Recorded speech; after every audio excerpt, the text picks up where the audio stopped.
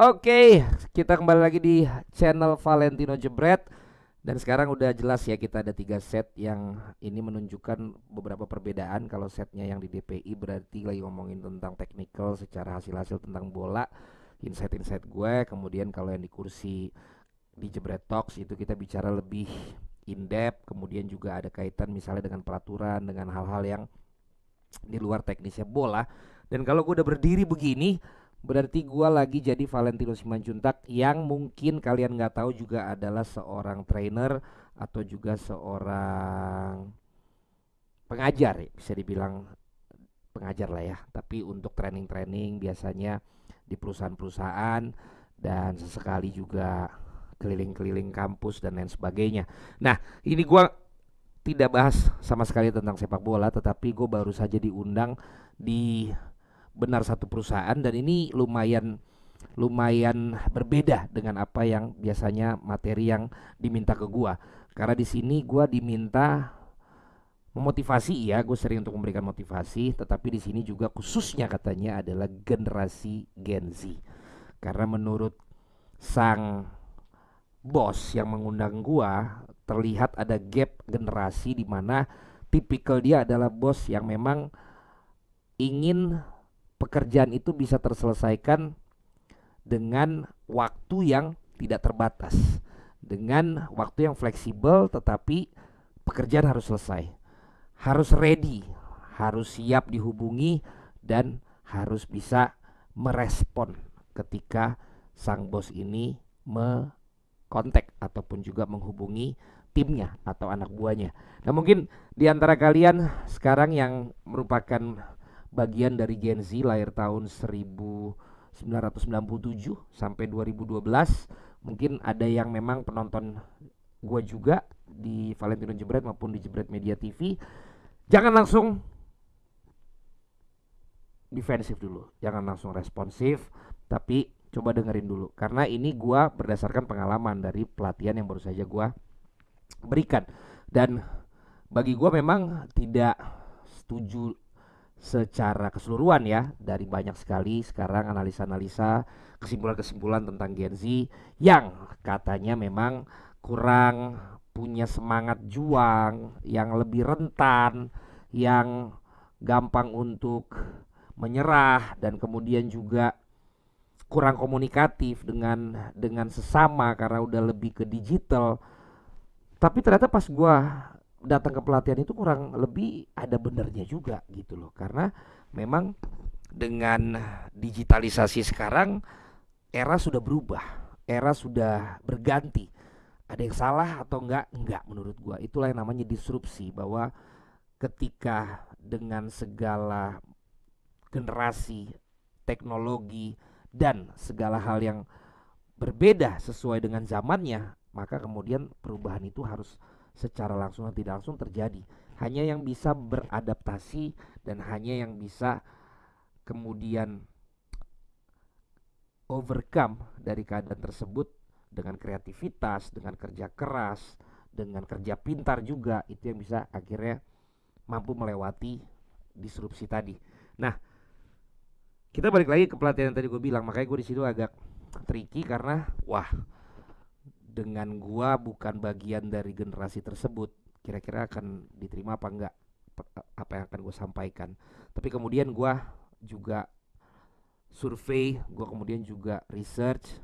Kurang lebih memang menurut gua ada 2 hal besar yang terjadi di Gen Z ya. Yang pertama adalah digitalisasi yang terjadi begitu cepat, di mana fase yang dulu kita mulai dengan triple W atau www, kemudian juga sosial media yang masih terbatas, ada forum grup ya, ada forum grup, dan juga ada, selain forum grup dulu kan juga kayak ada Friendster gitu ya. Dan itu yang akhirnya memulai para pencipta teknologi ini semakin cepat untuk mengembangkan sosial media, untuk mengembangkan ini, mengalami 2 fase yang bisa menjadi penyebab itu menurut gua. Yang pertama adalah fase teknologi yang begitu cepat sehingga semuanya dapat dilakukan melalui teknologi tersebut. Waktu pun jadi cepat habis 1 hari karena menggunakan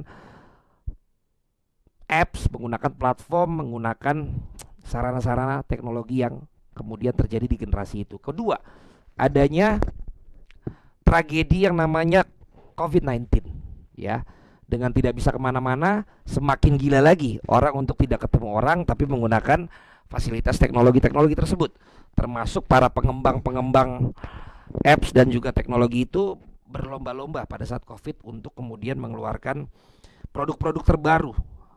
Ya kita tahu setelah itu kemudian belanja online luar biasa ya, kemudian juga kita meeting tidak perlu ketemu lagi ya, dan lain sebagainya.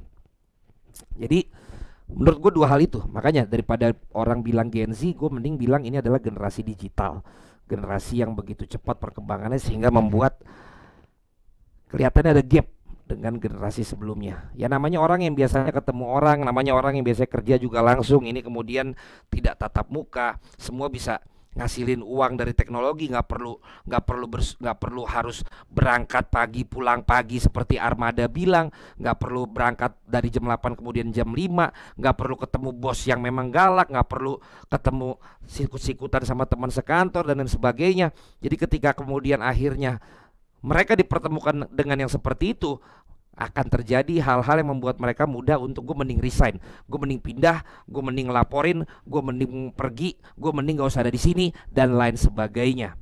Itu juga terjadi bagi gue. Faktor yang ketiga yaitu bagaimana didikan orang tuanya. Karena ketika gue bicara tentang apa yang gue alami, gue sendiri mengalami didikan orang tua gue berbeda dengan didikan orang tua teman-teman gue misalnya. Dan itu kemudian bisa dilihat pada saat sekolah, pada saat kuliah, pada saat bekerja, pada saat mengalami goncangan-goncangan badai dalam kehidupan yang memang didikannya lebih keras, yang memang didikannya lebih disiplin, yang memang didikannya lebih memacu anak ini untuk bisa bertahan. Itu berbeda dengan yang memang misalnya didikannya lebih dimanja, didikannya difasilitasi, didikannya memang sudah tersedia dan lain sebagainya. Yang itu akhirnya gue alamin gitu. Nah bagaimana dengan orang tua kalian, gue pikir itu akan kalian bisa nilai masing-masing satu persatu. Tetapi untuk episode kali ini at least gue coba kasih apa yang gue sampaikan ke perusahaan gue, tempat dimana gue kemarin memberikan insight tersebut. Karena siapa tahu ya kalian nih penonton-penonton yang biasanya nonton gue tentang bola dan lain sebagainya, kalian mengalami hal yang sama dengan apa yang dialami oleh teman-teman peserta tempat training gue tadi itu ya. Jadi kembali bahwa bagi gue lebih fokus generasi digital yang menurut gue dibandingkan Gen Z-nya, karena memang itu semua hubungannya dengan digitalisasi dan kemudian COVID-19 akhirnya semakin menjadi-jadi. Gue share juga di bidang entertainment ya. Kita tahu dulu itu mau masuk TV itu sulit sekali. Kita tahu mau dapat program di TV itu sulit sekali. Tetapi dengan adanya fasilitas apps, dengan adanya fasilitas sosmed yang bisa menghasilkan penghasilan melalui Instagram, melalui Twitter, melalui TikTok, kemudian somehow waktu itu ada apps, gue lupa namanya apa tuh yang live pertama kali ya. Ada waktu itu pokoknya appsnya live pertama kali dan itu merubah semuanya. Sehingga semua orang bisa jadi artis, semua orang bisa jadi public figure yang sekarang disebut dengan content creator. Brand kemudian bisa mengontak langsung orang-orang yang menjadi content creator ini. Dan kemudian content creator ini tanpa perlu seperti yang gue bilang dulu harus lewat TV, harus lewat radio, harus lewat platform yang biasanya dimiliki oleh perusahaan-perusahaan besar. Ini bisa ngasilin duit sendiri. Dan bahkan jauh lebih besar dibandingkan kita-kita yang misalnya masih di TV, misalnya masih di radio. Sehingga yang di TV dan di radio pun talentnya juga membuat konten menjadi konten kreator. Ya kalau kalian ingat kan Atta duluan, Ria Ricis duluan. Kemudian juga konten-konten live juga duluan. Baru kemudian yang dari TV pun migrasi ke sana seperti Raffi, Vindes dan lain sebagainya. Dan sekarang buat informasi aja ke kalian, TV sekarang banyak sekali yang melakukan layoff, pemecatan, pensiunkan dini. Kenapa? Karena digital ini begitu mulai menggaruk penghasilan mereka. Karena budget yang diberikan sponsorship atau brand ke TV sekarang mulai dipecah ke digital. Tetapi dampaknya apa? Dampaknya terkadang dengan kesulitan yang berbeda dengan generasi sebelumnya. Saya mendengar banyak cerita bahwa para selebriti di platform ini attitude-nya memang berbeda dengan generasi sebelumnya, yang saking kita pengen dapat brand itu, kita kadang-kadang peres sama orang brandnya. Kita bikin proposal dulu, kita bikin deck dulu. Gua nggak bilang semuanya gitu ya, tapi gue dengar beberapa misal dari agensi gitu, tidak komit, yang harusnya bikin sekian banyak nggak dibikinin, yang harusnya waktunya kapan nggak, meeting mau nggak mau, tergantung mood. Kenapa? Ya tadi itu, karena harus work and life balance, nggak mau dipaksa. Kalau dipaksa ntar manajernya suruh bilang ya udah, kalau nggak mau ya udah. Karena sekarang kan semua sampai titik-titik itu udah bisa diduitin gitu loh ya. Dan gue bukannya iri, walaupun ada sedikit sih irinya, tapi gue sayangkan pada saat kita yang generasi sebelumnya dulu pengen berjuang untuk dapetin brand segala macam, tapi sekarang banyak teman-teman adik-adik yang udah dengan lebih mudah dengan digitalisasi ini, tetapi justru kemampuan interpersonalnya yang menjadi berkurang, kemampuan berkomitmen, lebih menghargai, dan kemudian juga lebih sociable itu menjadi berkurang ya. Dan itu yang gue alamin di dunia entertainment yang gue jalanin. Tidak semua, tetapi itu terjadi. Tapi kurang lebih gue potong saja supaya episode kali ini kita bisa selesaikan. Untuk teman-teman generasi digital yang tadi gue bilang, yang pertama, betul, kalian harus kuasai dan gunakan tiap platform apps yang relate dan perlu untuk kalian. Karena kalau memang semuanya kalian mau ikutin, tidak akan pernah ada habisnya. Karena seperti judi online, ini terus akan muncul apps baru, akan muncul platform baru, akan muncul sosmed baru. Menurut film Nomor Bet ya, bukan karena gue melakukan judi online ya, katanya kan seperti itu. Mereka selalu nawarin yang baru lagi, yang baru lagi, yang baru lagi. Fokuslah dengan apa yang relate dan perlu untuk kalian. Karena tidak semua kalian jadi konten kreator kan.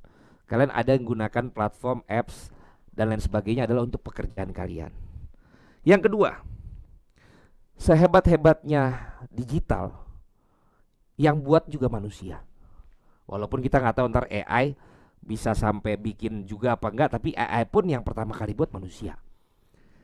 Sehingga tetaplah berkomunikasi secara langsung, karena kalaupun akhirnya nanti ini semua tidak ada lagi, atau error, atau kita di hijack gitu, atau ntar kebijakan negara tidak boleh membuat kita ada melakukan sosmed dan lain sebagainya, terus kita mau ngomong sama siapa?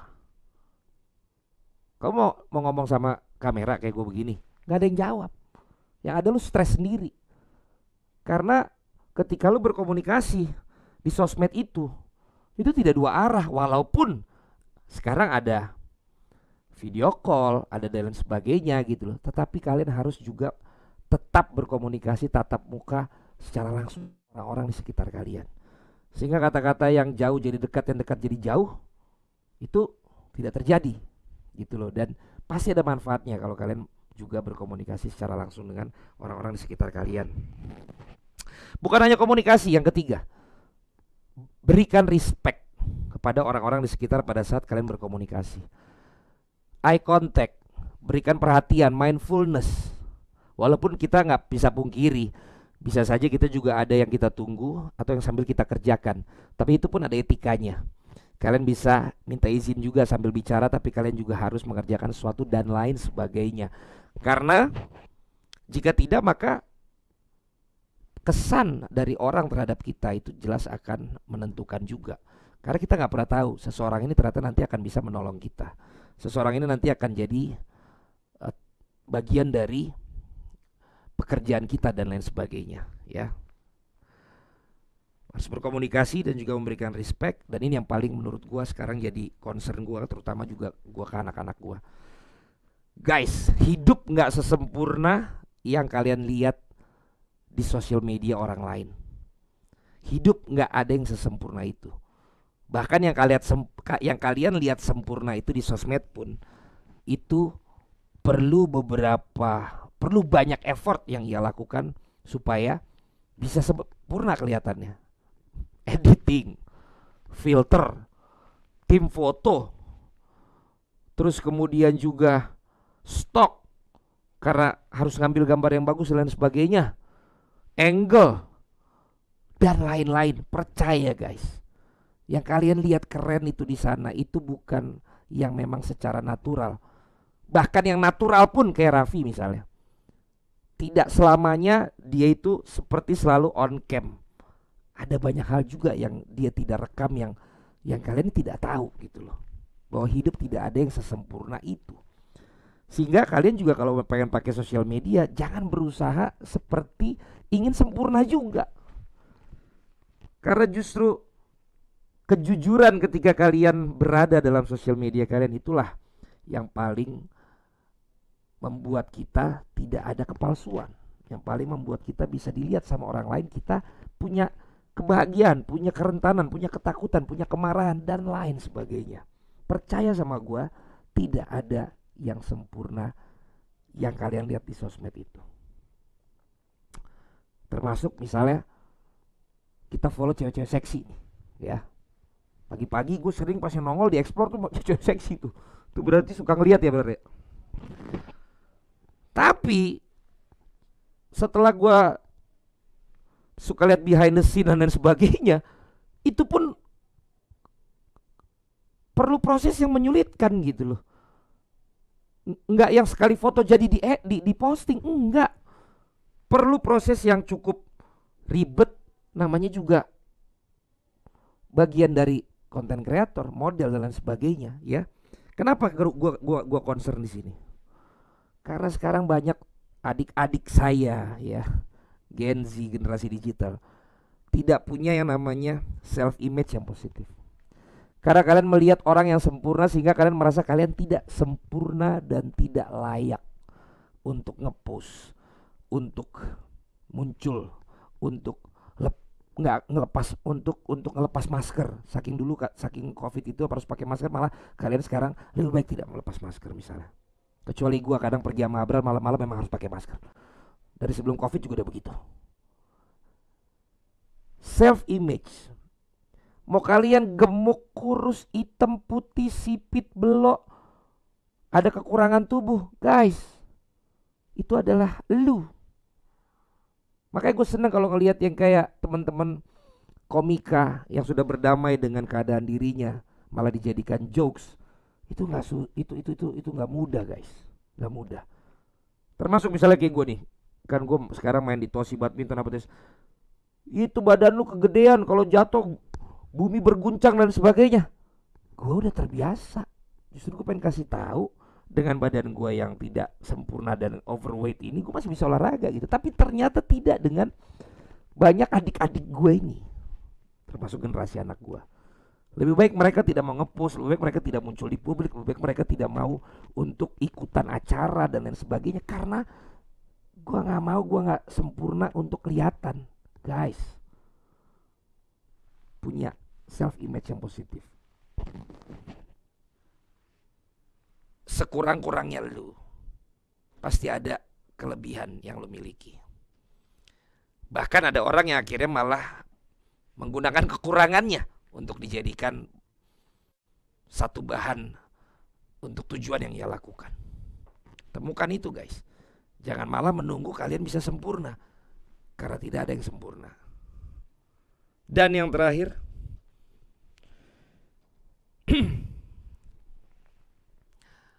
kita nggak pernah tahu ya guys, hidup itu bisa begitu oke, tapi juga bisa begitu kejam. Gua nggak tahu lu di level stage yang mana, gua nggak tahu apakah lu sedang dalam keadaan yang baik, dalam keadaan yang menyenangkan, keuangan lu lagi bagus, pekerjaan lu lagi oke, atau malah sebaliknya, lu nggak punya kerjaan atau lu lagi punya masalah finansial, atau lu punya kerjaan tapi lu gak digaji, atau lu baru di PHK, atau lu dapet SP, atau lu kayak teman-teman gua yang di TV sekarang banyak dapat layoff. Gua nggak tahu, tapi yang gue tahu kadang lu lagi dalam posisi yang oke, kadang lu dalam posisi yang tidak oke.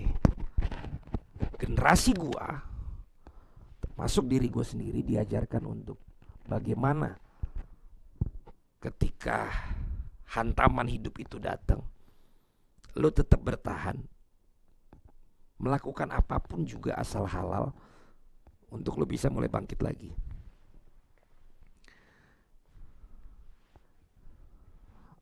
Kalau gue mau personal branding sekarang yang ngetop adalah yang dikatakan Mas Ipang, Gus Ipang, perception engineering gitu. Lo nggak pernah tahu kok sebenarnya dengan gue ada di Jebret Media, di sini sebenarnya keadaan gue seperti apa gitu kan, belum tentu tahu. Gue juga mungkin nggak tahu semua teman-teman karyawan gue di sini dalam kondisi yang seperti apa, tapi yang gue tahu, kalau lo tahu bahwa lo punya value, keadaan apapun yang sekarang lo alamin, terutama yang saat ini dalam keadaan yang nggak oke, lakukan apa yang bisa lo lakukan dengan apa yang ada dalam tangan lo, dengan apa yang dalam pekerjaan lo. Lo bertahan di situ, lo bertahan di situ. Nanti akan ada waktunya lo bakalan naik lagi. Jangan justru gampang dikit-dikit gue nyerah, gue resign, mendingan gue cari tempat lain, mendingan gue di rumah aja, dan lain sebagainya. Walaupun gak apa-apa juga sih, yang penting lo cari alternatif apa yang bisa lo lakukan. Gue akhir-akhir ini tuh tertarik dengan yang namanya afiliator, jujur, karena gue dari dulu jago jadi marketing. Gue dari dulu jago jadi calo. Gue dari zaman gue kuliah caloin orang bayaran, karena teman gue masih males bayaran agak jauh jalan, gue yang gue ambil komisinya. Calo contekan gue pernah, calo jersey KW gue pernah, calo barang-barang ditampur gue pernah. Jadi barangnya bukan punya gue, tapi gue fotoin, ntar gue tawarin gitu. Afiliator kayak begitu. Jadi gue kemarin kepikiran dua, apa gue jadi daftar Gokar Lux atau afiliator. Kayaknya gue mau coba afiliator. Ya, kenapa? Ya itu, karena apapun kita lakukan untuk bisa ngelewatin itu semua, gak usah gengsi, gak usah, apalagi ini ya zaman sekarang tuh, gak usah kira lo depresi, frustrasi, lo bunuh diri, men. Ngobrol, jangan lo pendam sendiri. Ya, generasi Gen Z, generasi digital, jangan pendam sendiri. Omongin sama orang-orang yang bisa lo percaya, pasti ada jalan keluarnya. Oke, itu aja dulu dari gue. Mudah-mudahan jadi sesuatu insight yang gue berikan di training yang gue kasih di daerah Cilandak beberapa waktu yang lalu. Mudah-mudahan bisa jadi sesuatu buat lo. Dan ini tidak hanya untuk Gen Z dan generasi digital tadi ya. Kali ini juga relate dengan lo, generasi apapun lo itu. Mudah-mudahan bisa jadi sesuatu yang berguna buat kalian. Oke guys, sampai ketemu lagi di channel Valentino Jebret berikutnya. Ciao.